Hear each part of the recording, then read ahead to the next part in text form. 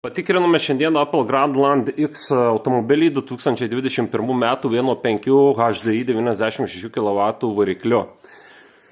Tai pakėlus ant keltuvo apžvalga tokia būtų: padangos praktiškai apynaujas Michelinas 24 metų, tiek priekis, tiek galas, priekiniai stabdžių diskai, tiek kaladėlės praktiškai nauji, galiniai stabdžių diskai taip pat gero stovio, tačiau yra minimaliai paveikti korozijos, kadangi automobilis, kaip supratom, nebuvo, kol buvo parduodamas, nebuvo eksploatuojamas.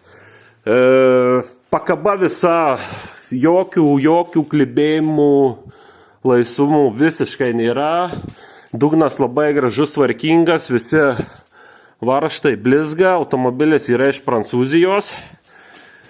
Priekiniai daly taip pat nieko netradom, viskas tikrai gražu ir tvarkinga. Radome taip, variklis dabar. Iš variklio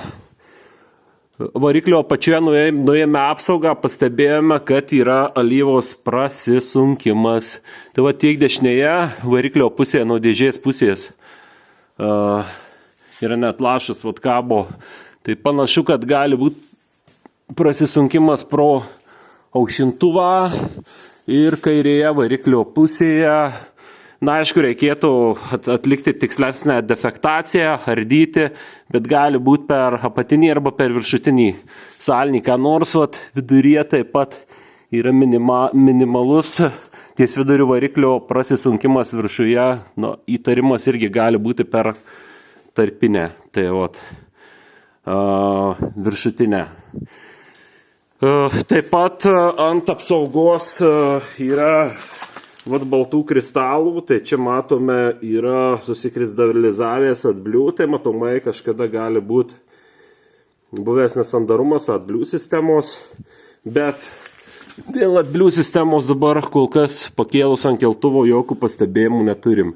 Šiaip apačia viskas tvarkinga, pakaboj nėra jokių problemų, vienintelis pastebėjimas tai yra dėl alyvos prasisunkimų. O kur tai reikėtų tiksliau nuplauti visą variklio apačią gerai, pavažinėtis automobiliu ir po to žiūrėti, per kur konkrečiai prateka alyva. Atlikome žibintų matavimus Opel Grandland X automobiliui 2021 metų. Tai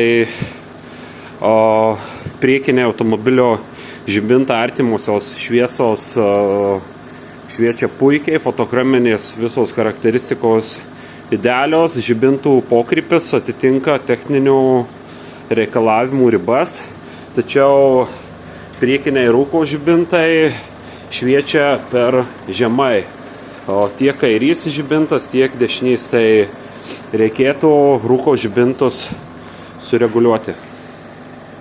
Į techninio apžiūrų reikalavimų ribas matavimai nepatenka.